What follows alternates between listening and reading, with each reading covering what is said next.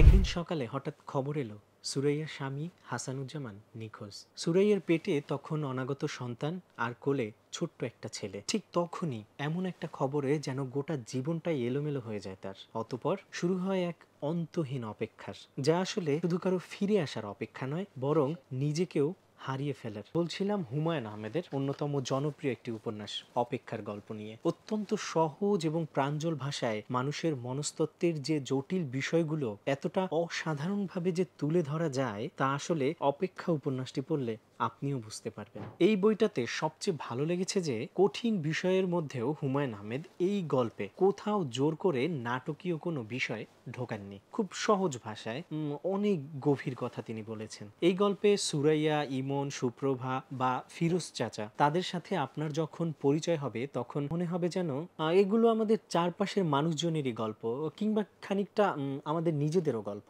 এবং নিশ্চিতভাবে একটা কথা বলতে পারি, সেটা হচ্ছে এই উপন্যাসটি শেষ করার পরেও এই গল্পের চরিত্রগুলোকে আপনি আপনার ভাবনা থেকে সরাতে পারবেন না।